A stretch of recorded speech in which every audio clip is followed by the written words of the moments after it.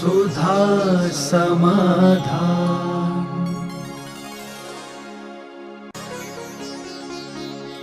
नमोस्तु गुरुदेव। हम किसी के लिए अच्छा करें मगर सामने वाले को वह बुरा लगे तो इससे हमारा असाता कर्म का बंध होता है। इससे कैसे बचा जा सकता है? आप अपनी तरफ से कह रहे हैं कि अच्छा है, लेकिन सामने वाले को बुरा लग रहा है तो नहीं माना जी, उसके फायदे आपको फायदा लग रहा है, उसको नुकसान लग रहा है, तो आप कैसे कह सकते हैं कि आप सही कर रहे हैं? अपनी कापी स्वयं जांचने से कोई प्रमाण पत्र नहीं मिल जाता। हमें ये भी देखना है कि हमारा भली अभिप्राय अच्छा हो, लेकिन सामने वाला उसको अनिष्टकारी मान रहा है, तो हमें भी अपने विचारों पर विचार करना चाहिए। कौन व्यक्ति है जो अपना बुरा चाहेगा? उसको कहीं ना कहीं तुम्हारी अच्छाई में उसको बुराई नज़र आ रही है। तो हमें भी सोचना चाहिए कि कहीं ऐसा तो नहीं कि मैं अच्छा सोच रहा हूँ और सामने वाले को बुरा लग रहा, क्योंकि दुनिया में कौन व्यक्ति अपना बुरा करना चाहता है? यदि उसको अच्छा लगेगा तो वो अच्छा मानेगा। अज्ञानी है ये वो बात अलग है। नमोस्तु गुरुदेव। हम सबकी ये भावना है कि हमें आपके साथ ही मोक्ष मिले, क्या ये संभव है? मोक्ष जाने की जहाँ तक बात है तो मैं तो ये चाहता हूँ कि मेरे से पहले भी मोक्ष मिले तो मेरी अनुमोदना। जय हो जय हो। क्योंकि दूसरी बात है कि जो एक समर्पण की भाषा होती है, उस समर्पण में व्यक्ति फिर कुछ भी नहीं देखता। वो यही सोचता है कि जो मुझे सहारा है, क्योंकि एक में वो भक्तांबर में भी देखा, पूजवर पूजपाल स्वामी ने भी यही भाव किया। भक्ति कब अतिशत होती है, अतिशय होता है, भक्ति में कब चमत्कार होता है? सबसे बड़ा भक्ति करने मात्र से नहीं होता। एक पूजवर ने निसंकित अंग कहा है, तुम जब तक उस भक्ति करते समय ये भाव नहीं आओगे कि तुमसे बड़ा, तुमसे अलग मेरा कोई भी नहीं, अन्यथा शरणम नास्ति तुम्हें शरणम मम। ये जो बात है ये है चमत्कारी बात। तुमने भगवान का गुणानुवाद कितना किया, तुमने भगवान को कितना समर्पित किया, ये मतलब नहीं। अन्यथा शरणम नास्ति तुम्हें शरणम। हम किसी अन्य की शरण को स्वीकार करते ही नहीं। तू ही एक शरण है, मेरे अन्य में कोई दूसरा है ही नहीं। आपने देखा जितने भगवानों की स्थिति समंत भद्र महाराज ने कही, जिस भगवान की स्थिति पे गए उसी को सर्वोच्च कह दिया। भक्ति करते समय उस समय ऐसा भाव आना चाहिए, इससे बड़ा दुनिया में कोई है ही नहीं, इससे महान कोई दुनिया में है ही नहीं। जिस समय आप उसका नाम लो, जैसे नमो सिद्धाणम कह रहे हैं, तो आना चाहिए कि इससे बड़ी शक्ति कोई होती ही नहीं। जैसे नमो रिहंताणम पे आओ तो वहाँ भी यही भाव आना चाहिए। नमो आइडियाणम पे आओ, यही आना चाहिए। जब तुम्हारी भक्ति उस समय प्रकट होती है, जब तुम्हारे मन में ये भाव आए तू ही मेरा पिता है, तू ही मेरा बंधु है, तू ही मेरा सब कुछ है, और उस समय जो तुम्हारा नमस्कार भाव बनता है, उससे साथी से पुण्य का बंध और चमत्कार होता है उस समय। अन्यथा शरणम नास्ति तुम्हें शरणम मम। ये शब्द यदि तुम्हारी आत्मा की पर्याय से निकल जाए, उसी क्षण आगे तुम क्या होगे, आगे क्या हो, उस क्षण जो यदि निकल गया तो उस समय तुम्हें ऐसा पुण्यबंध होता है जो निधत्त निकाचित होता है, वो फल दे करके ही जाता है। और तुम्हारी जो दृष्टियां हैं, भक्ति तो करते हो, भक्ति में तो आता, लेकिन यदि उसमें अन्यथा शरणम नास्ति नहीं है तो फिर वह भक्ति का रूप नहीं बनता, एक औपचारिक बन जाता है। नमोस्तु गुरुदेव। हम जब धार्मिक कार्यक्रम में मंगल कलश की स्थापना करते हैं तब हमें व्रत रहना चाहिए, और कलश को मंगल क्यों कहा जाता है? उपवास करते हैं तो उपधान हमारे यहाँ कहलाता है। किसी भी कार्य को करने के लिए यदि उपधान पूर्वक करते हैं तो उसमें इच्छा शक्ति, पावर शक्ति बढ़ती है। उपधान का अर्थ होता है किसी कार्य करने के पहले कोई संकल्प करना कि इस कार्य को करने के लिए मैं इस वस्तु का त्याग करता हूँ, इस कार्य करने के लिए आज मैं उपवास करता हूँ, इस कार्य करने के लिए जब तक ये कार्य चलेगा मैं इस वस्तु का त्याग करता हूँ या यह कार्य मैं करूँगा, जब तक ये कार्य चलेगा मैं नमोकार मंत्र की माला फेरूँगा। तो इस प्रकार का उपधान कहलाता है। उपधान करने से हमारे अंदर की शक्तियाँ जागती हैं, हमारे अंदर का वो शक्ति जागती है। हम जिस लक्ष्य को लेकर के चल रहे हैं उसमें यदि समर्थ भी नहीं होगा तो हमें समर्थ आ जाता है। तो उपधान नाम की एक क्रिया होती है किसी भी कार्य करते समय। जैसे हम लोग दीक्षा लेते हैं तो उस दिन उपवास करते हैं, ये उपधान है। चातुर्मास स्थापित होता है, हम उपवास करते, उपधान है।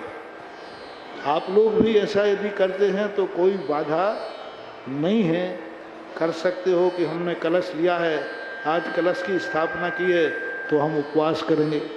उपवास नहीं बने तो एकासन करेंगे।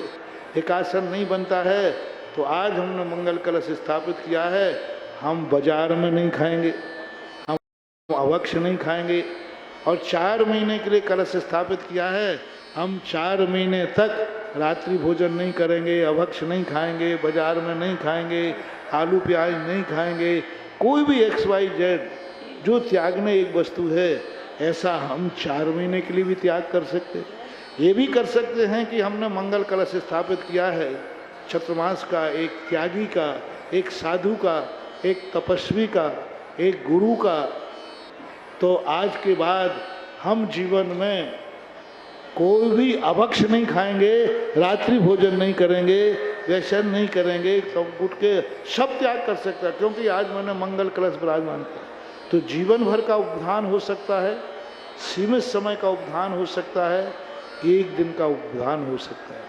और कलश एक नैमित्तिक क्रिया है, क्योंकि मैंने आज कहा था या कल कहा था कि गृहस्थ के कोई भी अनुष्ठान हैं वो बिना मंगल स्वरूप के नहीं हो सकते। चाहे वो दीप जलाए, चाहे मंगल कलश स्थापित करे। मैंने पूरे सब स्थानों पर देखा, प्रत्येक संप्रदाय में देखा, हर संप्रदाय में गृहस्थों के कार्य के लिए कोई ना कोई प्रतीक चाहिए। बिना मंगल प्रतीक के उसके कार्य के सगुण का सूचक नहीं बताया है। इसलिए आप लोगों को ये चतुर्मास इष्ट हो, मंगलकारी हो, उसके बदले में आपने कलश स्थापन किया और अपने कमाए हुए धन को उस रूप में सदुपयोग किया, यही मानो। नमोस्तु गुरुदेव। अपने हित को छोड़कर दूसरों के हित की चिंता करना, इस तीव्र कर्मोदय की अवस्था को इष्टोपदेश में क्या कहा गया है? कभी कभी क्या होता है, स्वयं व्यक्ति अपने आप को असमर्थ मानता है किसी कार्यों के लिए, लेकिन उसकी एक विशेषता रहती है, वह दूसरे को कभी अच्छे मार्ग पर चलने के नहीं रोकता। रावण की यह सबसे बड़ी विशेषता थी। रावण भली स्वयं धर्म के मार्ग पर नहीं चला, लेकिन धर्म पर मार्ग पर चलने वालों को कभी रोका नहीं। तो इसको दुर्गुण नहीं माने, कम से कम वो स्वयं नहीं चल रहा है, वो आदत से मजबूर है, वो कर्मों से मजबूर है, उसके लिए वो असमर्थ है, स्वयं नहीं कर पा रहा है, लेकिन वो दूसरों के लिए कर रहा है, तो गलत नहीं है, ठीक है। पिताजी यदि पढ़े लिखे नहीं हैं, नहीं पढ़ पा रहे इतनी ऊंचाइयों पर, तो कम से कम बेटे को पढ़ा रहे हैं, तो वो अच्छे पिता में ही माने जाएंगे। कितने लोग हैं जो स्वयं दुर्गुण नहीं छोड़ पाते, लेकिन बेटों के लिए दुर्गुणों से बचाते। तो इस प्रकार की जो विचारधारा वाले हैं, वे सांसारिक दृष्टि से बहुत अच्छे। आज प्रातःकाल प्रवचनों का लगभग इसी के समपैरेलल प्रवचन था कि जो व्यक्ति मन से नहीं सुधरा है, लेकिन काया से सुधरने का प्रयास कर रहा है, तो उसकी क्या स्थिति बनती है? अच्छा ही होता है। इसलिए ऐसे बहुत अच्छे लोग हैं। यदि इतना भी विचार हमारी जिंदगी में आ जाए कि हम भली अच्छे मार्ग पर चले या न चले, दूसरे को अच्छे मार्ग पर चलने की प्रेरणा दें, उनको मार्ग प्रशस्त करें। हमारे यहाँ पूज्यवर उमा स्वामी महाराज ने एक मनोग की वैयावृत्ति कही। मनोग की वैयावृत्ति का अर्थ है कि जो स्वयं उस मार्ग पर नहीं चल पा रहा, लेकिन जो चल रहा है, चलने के इच्छुक है, उसका साथ देना, उसका सहयोग करना, उसकी परेशानियों को दूर कर देना और आगे बढ़ने का प्रोत्साहन देना, ये सब उसी के अंतर्गत आएगा। नमोस्तु गुरुदेव। प्रमाण, निर्माण, नाम कर्म तथा स्थान नामकरण का क्या अर्थ होता है? प्रमाण का अर्थ होता है कोई भी चीज बनना है तो कितने नाप की बनना। आँख बनना है तो आँख की साइज क्या होगी। निर्माण यानी उसको साइज को बनाने के लिए जो तैयारी की जाती है वो निर्माण है।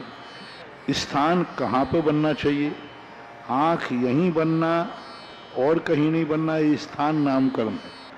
कितनी साइज की बनना ये प्रमाण नामकर्म है और बनना है ये निर्माण नामकर्म कहलाता है।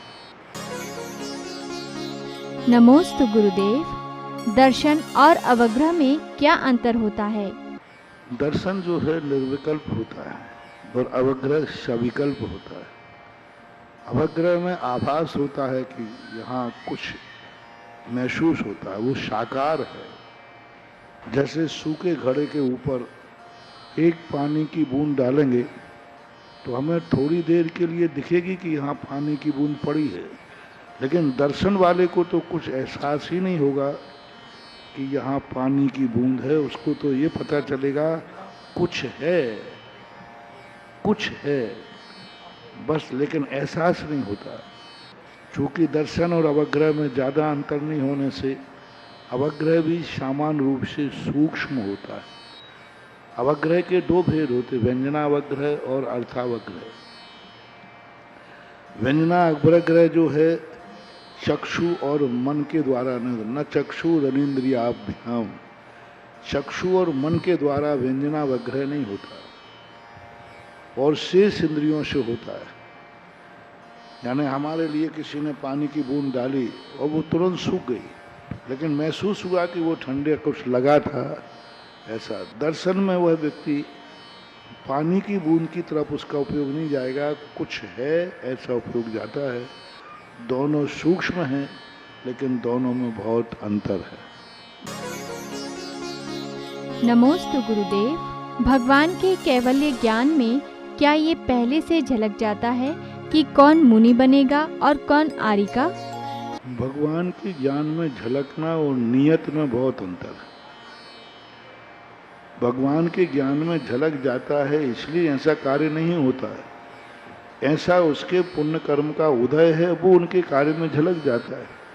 हर एक सामान्य वैज्ञानिक बता देते कि कल बरसात होने वाली है या नहीं होने वाली है, कल बादल रहेंगे या नहीं रहेंगे। एक एक महीने का पहले का एक विज्ञान बता रहा है। एक छोटे से विज्ञान लोग भी एक महीने बाद क्या होने वाला है मौसम का, वो आज बता रहे हैं। तो सर्वज्ञ भगवान तो विज्ञान से बहुत आगे हैं, बहुत बड़े हैं, ये आश्चर्य की बात नहीं है। लेकिन उन्होंने जाना है सो ऐसा नहीं होना है, ऐसा होना है सो उन्होंने जान लिया है। इसका अर्थ ये नहीं कि पुरुषार्थ और नियतवाद को सामने लाया जाए। नमोस्तु गुरुदेव। 12 व्रतों के जो 7 अतिचार होते हैं, हम उन्हें कैसे जानें और अतिचार एवं अनाचार में क्या अंतर है? 12 व्रत के जो अतिचार हैं वो अनेक प्रकार के छोटे बड़े उपभेद के रूप में। फिर भी तत्वार सूत्र के अंदर 5 अणुव्रतों के अतिचारों की चर्चा की है। हिंसा की भी, झूठ की भी, चोरी की भी, कुशील की, सबकी किया है।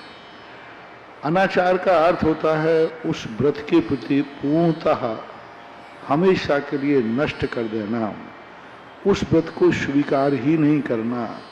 ये व्रत है ही नहीं, मैं खत्म करता हूँ। तो इस प्रकार का अनाचार। अतिचार में क्या होता है, वो दोष लगाता है लेकिन व्रत को व्रत मानता है और उसको भविष्य में सुधारने का भाव भी करता है। नमोस्तु गुरुदेव। एक श्रावक के जीवन में स्वाध्याय का क्या महत्व है? प्रातःकाल बताया था, स्वाध्याय के बिना तुम अपनी सारी गृहस्थी भी नहीं सुधार पाओगे, क्योंकि गृहस्थी को जो अनुष्ठान करना है उसके लिए उसे स्वाध्याय करना पड़ेगा। गुरु को जानने के लिए स्वाध्याय करना, भगवान को जानने के लिए स्वाध्याय करना, जिनवाणी को जानने के लिए स्वाध्याय करना। स्वाध्याय गृहस्थ को कम से कम इतना ज्ञान तो तुम बच्चों को भी करा देते हो। बच्चा थोड़ा बड़ा होते ही आप इतना ज्ञान करा देते हो, अपने पिता का नाम, मोबाइल नंबर, नगर का नाम, मोहल्ले का नाम, इतना तो बेटे को सिखा देते हो कि बेटा कहीं भूल जाओ, भटक जाओ तो ये बता देना कि तुम्हारे पिता का नाम क्या है, कहाँ रहते हो। इसी प्रकार गृहस्थ को इतना तो स्वाध्याय होना चाहिए कि वो जैन होने से उसके 24 तीर्थंकर कौन थे, कहाँ के थे, कैसे थे, 63 सलाह का पुरुषों का उसे ज्ञान तो होना ही चाहिए कि हमारी बल्दियत क्या है, हमारे पूर्वज कैसे हैं, हमारी आचार कुलाचार क्या है, हमारी आचार संहिता क्या है। तो कुछ ज्ञान स्वाध्याय के बिना नहीं होता है, स्वाध्याय करना चाहिए। नमोस्तु गुरुदेव। जो ज्ञान ध्यान तप में लीन है, उन मुनियों को हम अपना गुरु माने या नहीं? अगर गुरु माने तो इतने सारे मुनिराजों में से अपना एक गुरु कैसे चुने? बाजार में जाने के पहले जो वस्तु खरीदना है उसका स्वरूप पता होना चाहिए, उसका ज्ञान होना चाहिए कि ये वस्तु कैसी होती है। ये कहने से काम नहीं चलेगा कि मुझे नारियल चाहिए, तो नारियल तुम जानते हो नहीं, मुझे तो कोई पता नहीं है, तो फिर बाजार गए काय को। इसी प्रकार गुरु आदि को जानने के लिए, शास्त्र आदि को जानने के लिए आपको इतना ज्ञान गृहस्थ को होना ही चाहिए। यदि इतना ज्ञान उसको नहीं है तो फिर वह सम्यक दर्शन का भी अधिकारी नहीं है।